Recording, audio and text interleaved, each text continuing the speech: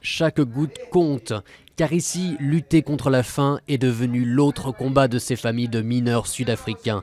Le premier combat de ces mineurs du secteur du platine, c'est la grève qu'ils observent depuis le 23 janvier, ce qui fait de ce mouvement le plus long depuis la fin de l'apartheid. Dans le campement de Marikana, sans les revenus de son mari, Nonfanelo Jali a du mal à nourrir sa famille.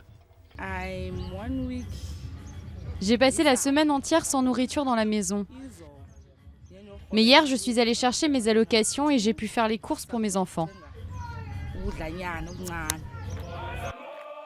À l'origine de la colère, les mineurs demandent un doublement de leur salaire. Ils réclament 875 € par mois depuis août 2012, lorsque 34 grévistes ont été abattus par la police.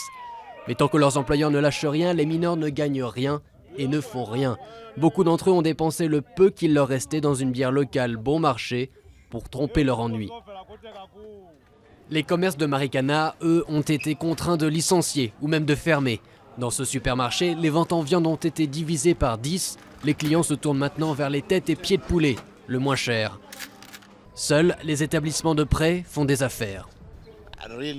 Vraiment, je n'ai jamais été dans ce genre de situation, mais si les choses restent en l'état, il nous faudra trouver des moyens de subsister. En paralysant l'industrie, les mineurs ont déjà perdu plus de 340 millions d'euros de salaire et pour l'industrie, 730 millions de profits.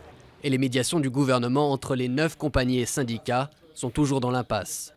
Ce n'est pas une guerre avec un camp qui gagne et l'autre qui perd. Ici, les deux parties sont perdants. Ces grèves doivent cesser une semaine après les élections. Le gouvernement a peur de faire quoi que ce soit qui pourrait lui faire perdre des voix.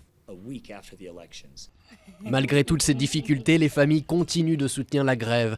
Mais déjà, les employeurs avertissent que, quelle que soit l'issue, beaucoup de mineurs perdront leur emploi.